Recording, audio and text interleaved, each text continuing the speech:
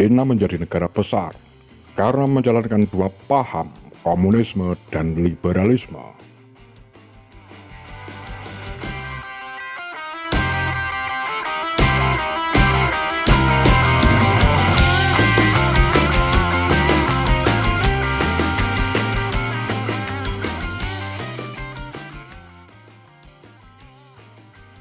China adalah sebuah negara yang dikenal sebagai negara komunis.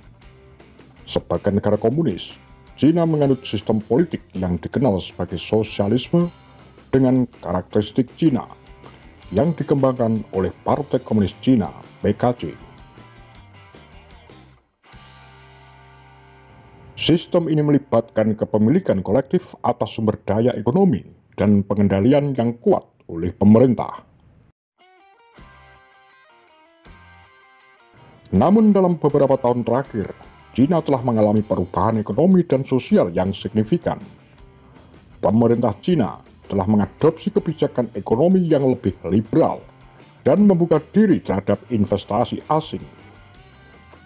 Mereka telah memperkenalkan reformasi pasar dan mengadopsi modal ekonomi yang lebih berorientasi pada pasar.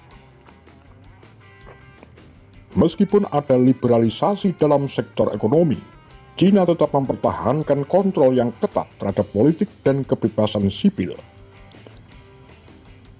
Media di China dikendalikan oleh pemerintah dan kebebasan berbicara serta mengungkapkan pendapat secara terbuka diawasi dengan ketat.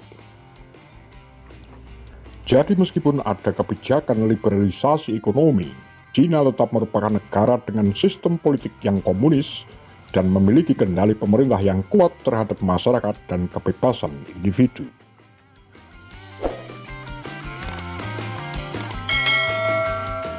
Beberapa faktor yang telah mendorong perkembangan ekonomi China dan pengenalan elemen-elemen liberal dalam sistemnya adalah reformasi ekonomi.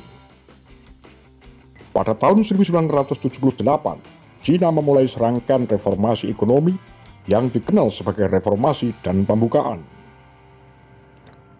Langkah-langkah ini mengizinkan sektor swasta dan investasi asing masuk ke dalam ekonomi China, menggantikan sebagian kontrol negara dengan mekanisme pasar.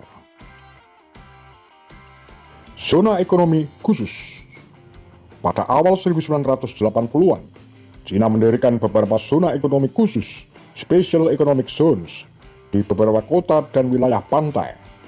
Zona ini memberikan kebebasan ekonomi yang lebih besar, termasuk kebijakan penanaman modal asing yang lebih fleksibel dan insentif bagi perusahaan swasta. Liberalisasi perdagangan. China secara bertahap membuka diri terhadap perdagangan internasional dengan mengurangi tarif dan hambatan perdagangan lainnya. Hal ini telah membantu meningkatkan ekspor China dan memungkinkan masuknya teknologi dan investasi asing. Langkah keempat, investasi asing.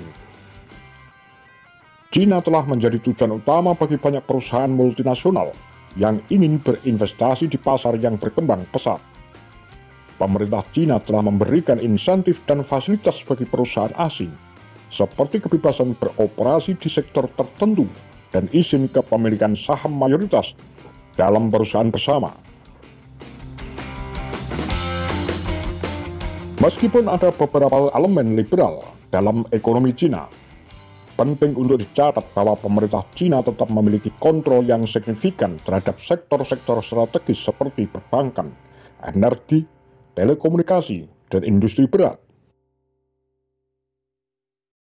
Pemerintah juga tetap memainkan peran aktif dalam perencanaan ekonomi jangka panjang dan pengendalian sektor-sektor kunci dalam upaya menjaga stabilitas sosial dan politik.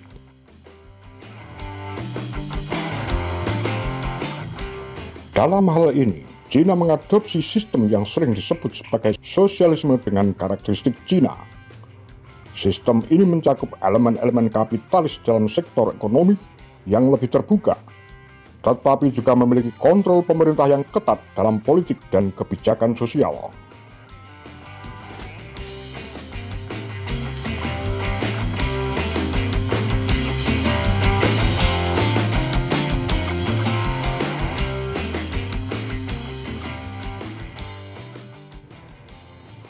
Apa pandangan Anda? Demikian kura-kura, Tagar Lambe Sundel.